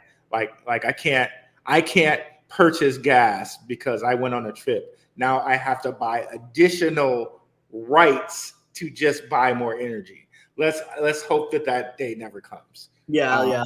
They're definitely trying to. If you take a look on Coinbase, there's a company called MCO2, and that's Moss Carbon Credit, and that was originally launched by like VCs and who was the Italian? He was the communications director for Trump at the time, Anthony Scaramucci or something like that. He's backing that company. And that's a carbon credit type of company and all that stuff. And they're going to, the way they want, I don't think they're going to do it to humans first. I think they're going to try to do it towards corporations in order to offset expenses or taxation by saying, we did this for the planet. We get to expense that because we earn this many carbon credits, so that's, I think, more or less how it'll work at first. I hope it stays there. I don't want it to get to human level, hopefully it just stays at corporation level. But, in some sense, it's already at the corporation level with the ESG Yes. rules that they're doing right now. And my guy Ace says that they're already doing it in the EU. And I've heard stories about that already. But, you know, like certain things that they already do in Canada and Australia, like the right not to bear arms. We have the right to bear arms here, where other countries like Australia, Canada don't. And one thing you guys might not know is when the vid was around, they had much stricter rules in countries that could not bear arms. They didn't try that stuff here where we can bear arms. Defend it. We have to continue our culture, our constitution. We have to continue defending our virtues. Yeah, and man. again, that's you know, why I tell people all the time, no matter what doctrine under futurism they give us, we need to continue focusing on the lessons and the doctrines that we've been provided in the past that have historically worked. You know, if we continue lawlessness under the guise of futurism, we will continue to lose our culture every day. So, you know, we need to stay based in our foundation and not lose touch of that culture. You know, it's very important for Americans and, you know, people of originating countries, wherever you may be, if you love your culture, you know, you need to stay based to it and make sure that people are reminded that these are slippery slopes. They're slippery slopes, and they could remove your rights with health passes or carbon credits or what have you. A lot of it is social credit scoring. You know, so we want to make sure that, you know, we see those signs and we see the indicators and we continue to talk about it before it's a real issue, you know. So that's why, you know, I mean, a lot of people look at me crazy when I say, you know, humans are better than robots, you know, and I push that ideology. They're like, why are you talking about that? There's no problem. No, well, there will be a problem, and we need to talk about it right now before it's a problem, you know. And that's just kind of like, you know, my way of putting it out there and into reality of like, hey, you know, at some point and where we're going in 5-10 years, people will see humans less valuable. It's already programmed in society to love animals more than humans. That's a problem. We should be caring about humans. Humans are important. So we need to continue to stop villainizing human beings over everything. You know, there's good people out there. There's great human beings out there. We can't continuously worship the ideology that everyone is evil. You know, there are good people out there. So let's continue, you know, focusing on the good. 100%. Yeah. 100%. And I don't know about you, but I'm a big anime fan, and you can tell with anime, they're just trying to sneak it in there. That whole transhumanist movement, like, get a chip, it'll be fine. You'll run faster, you'll live longer, all of this stuff. Oh, it'll just be fine. And then you got the whole WEF thing. They're saying eugenics. It's eugenics. You know, you have to say what it is. It's a eugenics. Don't you say that word. You're going to open up a can of worms over here, Dion. I mean, you have to say what it is because, you know, we keep dancing around these subjects, you know, but at the end of the day, these corporations and there's human beings that are within echo chambers of technology labs that continuously are surrounded by yes men. And at some point, they're going to polarize. You know, what's sad about humans is, you know, we're self-destructive and, you know, we're always going to have extremity if we get too much of one theme. And, you know, if we continuously isolate ourselves into the one theme of technology, we'll sit there and think we need technology to live, and we don't. You know, so we need to continue focusing on the fact that we've been given everything we need. And yeah, we can make things better. We can make things more comfortable, but God has given you everything you need to be successful by yourself. You're a completed project. You're a completed product. You're beautiful the way you are. And you don't need a chip in your brain to be better. You don't need human-made products put into your body to be better. You know, so I try to continue that. And I understand that there are these very minuscule, small percentages of, you know, miracles that could be provided due to technology. But let's not, you know, force 99% of humanity to adopt products in your brain or products in your body that need to be updated You know what I'm saying?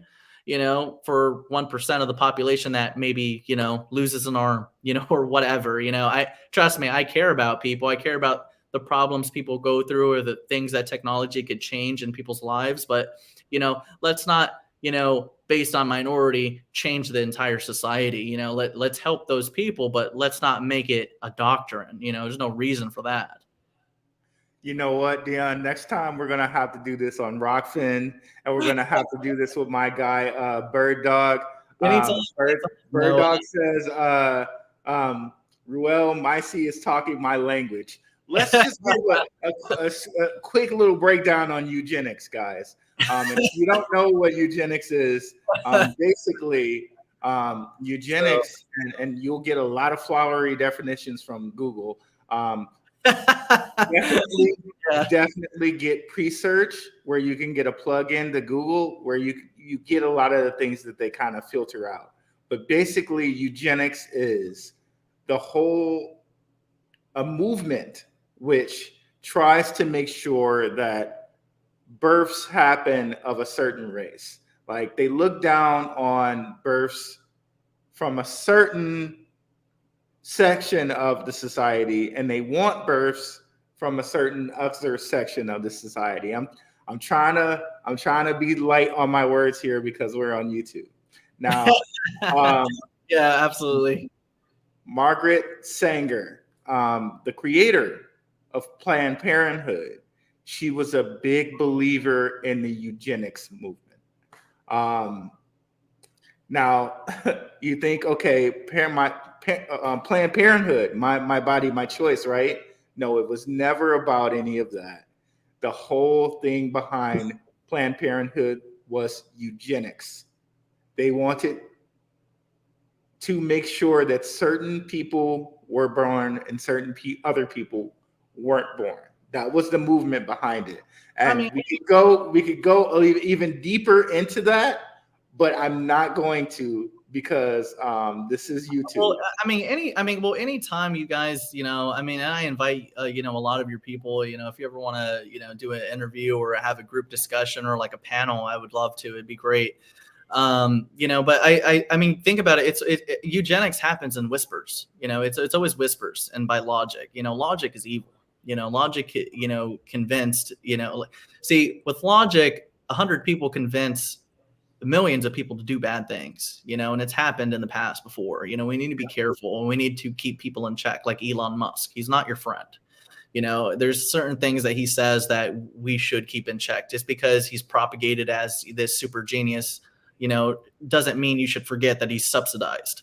So let's go back to the basics of the fact that at some point, whether it be, Gates or Musk or, any of these other guys at the World Economic Forum, they sit there and say, well, what if we had the technology and technology is evolving?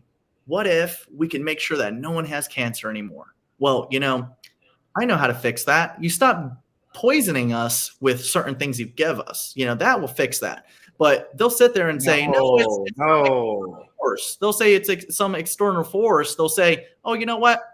We're going to fix cancer. We're going to fix this problem because it's a gene, or it's this in your DNA that's happening. But if we tweak this and we tweak that, or we make sure that you take this or you take that, we can eliminate that. All that is saying is there's certain people with certain DNA that shouldn't be here to let it be replicated or reproduced. 100%. And all of those things are whispers into those types of things. And, genocide could happen in a variety of different ways. If you guys haven't paid attention to Canada is definitely walking down that slippery slope. And, they are now assisting people with suicides and talking about assisting people with suicide as young as 12 years old. At some point, the delusion needs to be stopped before it gets too out of control, because one day, Big Brother might say, something, I think I know what's better for you. I think I know what's best for you medically. And it sounds like you shouldn't be here anymore. It sounds like maybe you're, you're not mentally, at the right place. Like, I mean, think about it. At one point, the US government was calling people that were preparing, or people that are preppers, or people that farm, were extremist, that they were domestic terrorists at some point.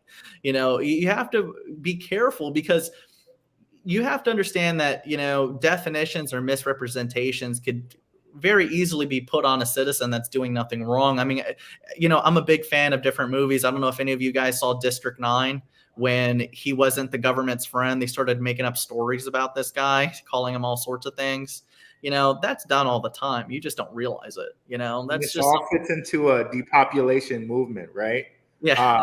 If the government assists you with getting you out of here, then you're one less person that's here, right?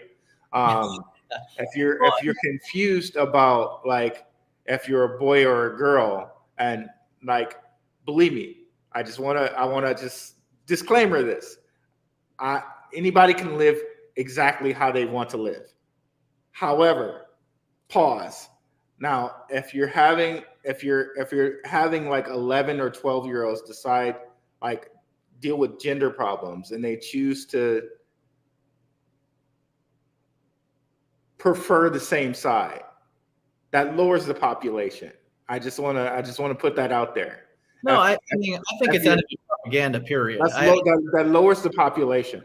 I think it's an enemy propaganda. Period. I think we need to start, putting reality into people's faces. I unfortunately, I've already, taken the choice, and I don't, I'm clearly not going to, say everything, that I want to say, but, on my channel, and, on different places that I've already been banned on and stuff like that, I've already, taken the accountability of pushing a message, at the expense of my own revenue or profits, at some point. The best way you can change that is by building your own platform, which is what you've done.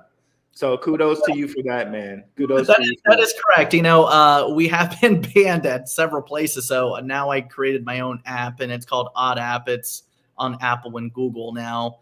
And it's similar to Signal or Telegram or Discord, except, you can't screenshot, messages are encrypted. We don't harvest your data. So it's an investors forum that's private and secure and encrypted. So it is fun there, very conservative. It is subscription based, so it is 23 USD a month.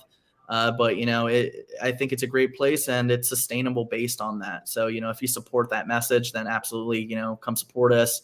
And if not, you could always catch us for free on YouTube or Twitter or whatever the case. And I love talking to Black Roo. He's very knowledgeable, educational. I watch his videos.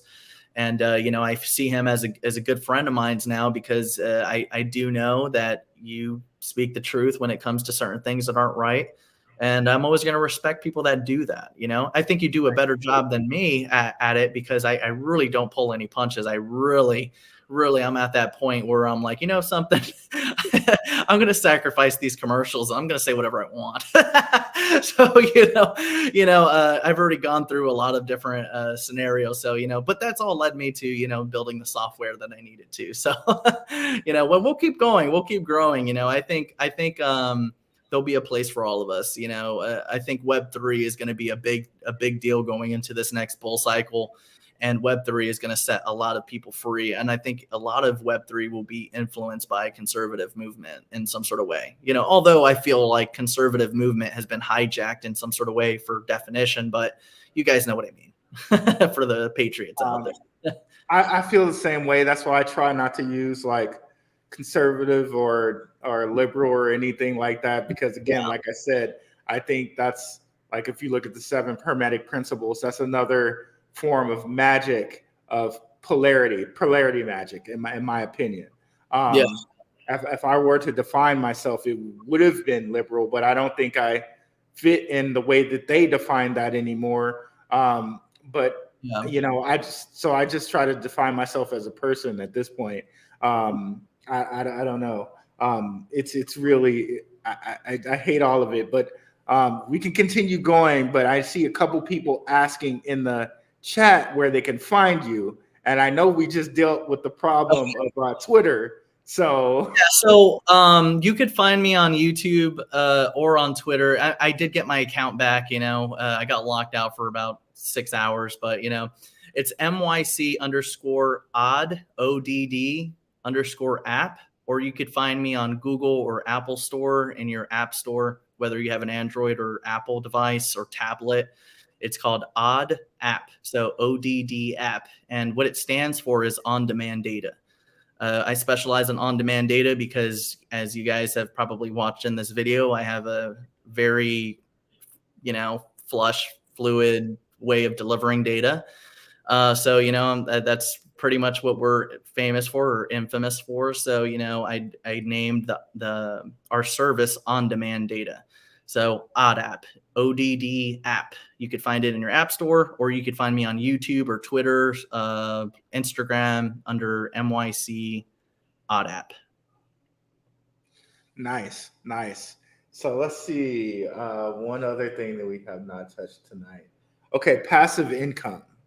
I'm looking at passive income, like the ways that I'm looking at doing it are just dividends and staking.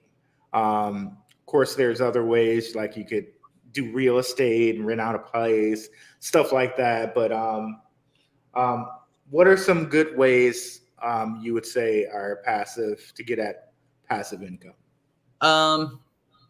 Well, I think that, everyone should create a business or create a product or service that people want for sure, at whatever it may be that you think is useful. But I also think that staking is a good way to do it. There's a variety of I would say sustainable staking systems that are out there. I'm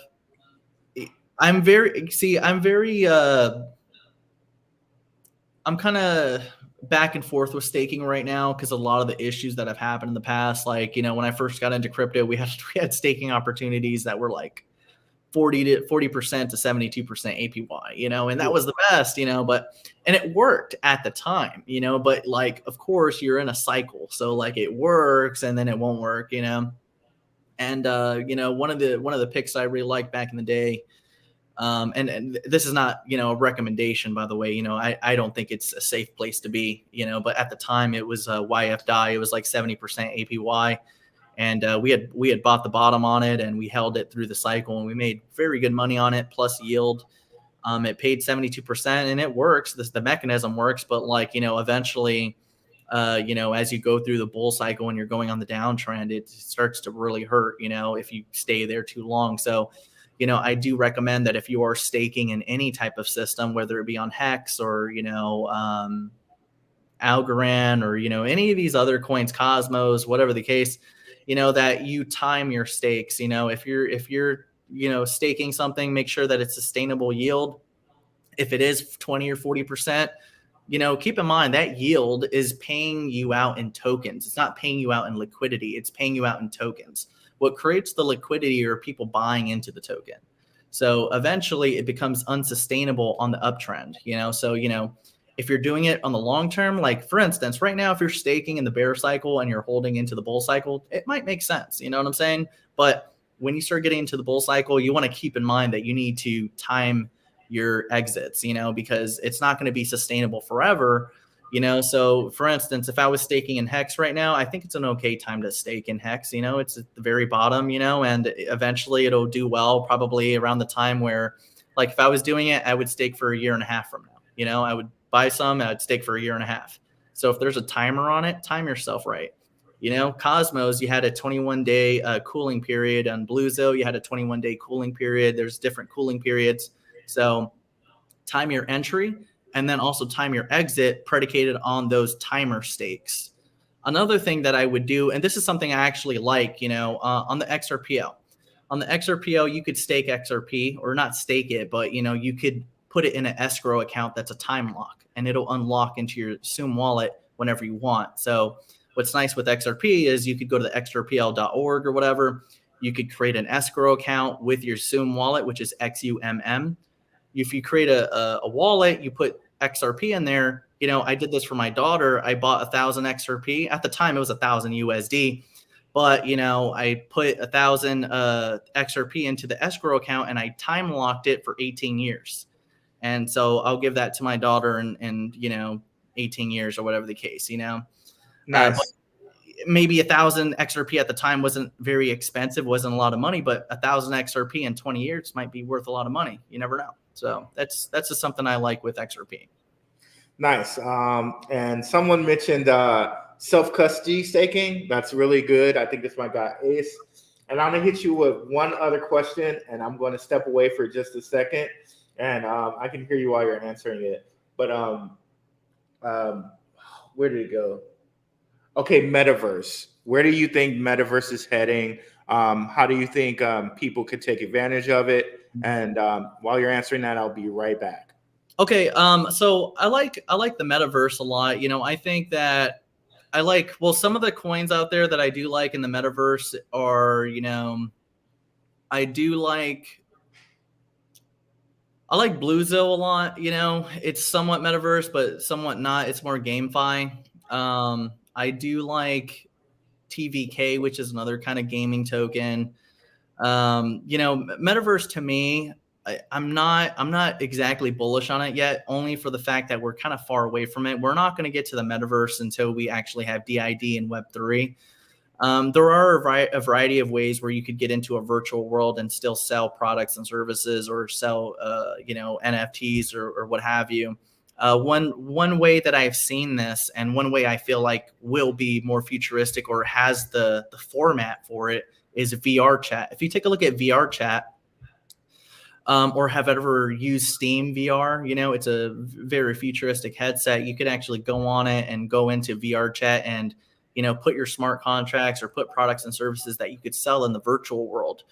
Of course, there's a variety of different things that we need to worry about within the metaverse, because within the metaverse, you start to blur the lines between internet and reality. Once we get into this more digital economy type of times for the metaverse, you're going to start realizing that, the law is more real in the virtual world than it is in the real world, So there's a lot of different things that I worry about with metaverse types of things, but I do think that we're still far away from that. I think that we're 2025, 2030 far away. But when it comes to that, I really don't when I think of metaverse, I really don't think of too many coins out there. I really think about GameFi coins most of the time. I don't really see anything that's metaverse real yet. What kind of coins or which ones have you thought of when it comes to that? Coin called Seek. They seem to have a lot of stars on their docket, like the game, Ringo Starr, John Von Jovi. So many stars. Is it a virtual world yet? Or yes, it is a virtual world right now. They are selling land. They have that on sale right now. And they have a phone app that you can use on both Android and Apple. It's AR, VR. You do not need a headset to use it, but you can buy one. They have ties in with Facebook. Zuckerberg's sister has a channel on there, and they want to be like the AR, VR, like YouTube. Have you heard of Superworld? No. Superworld kind of has some sort of integration with Facebook too, but I don't know how far it went. I did a little bit of research on it, but it gives you a 3D global world, and you could put any address in there and it'll pull it up. And eventually you'll have glasses that you could put on where you see the advertisement via Superworld. So let's say you put the glasses on, you could go to Disney World or whatever, and let's say I bought a plot of land on Universal Studio property through the virtual world, and I put a banner or I put a sign up that said, MYCNetwork, ODAP, or whatever, if you had the glasses on, then you would see it as you walked into the park, or wherever property I purchased it. So, there eventually you will get to the point where phones are no longer useful. Phones are going to be replaced soon. You'll probably end up getting lenses or glasses of some sort. Cell phones are going to be a thing of the past in probably the next 10 years, I would say. Yeah, and you touched upon another way that I want to invest in the metaverse is haptic devices. You mentioned those glasses. A company called IMMR, which also happens to have a dividend, since we were on that too. They make haptic devices, and coming up soon, dealing with the metaverse. That's another thing that the World Economic Forum is pushing very heavily. And I think we reach a day where in the metaverse, you're going to have metaverse intimacy, so that even further lowers the population, and that you have these haptic devices and you feel like you're being intimate with someone, and you're not actually doing the real thing, but it still feels like the real thing, but you're not. We might have artificial girlfriends by 2026. You never know. Right. Yeah. My wife, man, she better be watch out. Actually, I told her DeFi or divorce by 2025 if she don't get her stuff right. But Rua, I'm running out of time on my side. It's a pleasure talking with you guys and the audience too. And let's get a panel together one of these days and start talking. I do think we have an important message to share with a lot of different people out there, and I'm happy you're one of the fighters out there fighting for truth too. So, it's always good to pull that side out of you. I know you're very timid and very, way more professional than me, I feel. So, it's always good to talk to you. You just haven't seen my angry side. That's all. I try to keep it cool for all of you guys, but but that's good. Well, I will catch you on the next one. And, again, guys, a pleasure talking to each and every one of you. And we're on Odd App. That's where we congregate with our community. It's on Google and Apple. You could find us on YouTube or on Twitter. Odd App. It's let me make sure if I'm explaining. Yeah, it's just Odd App. So odd_app, and you should be able to find me. Okay, cool, guys. Thanks so much, you guys, for coming out.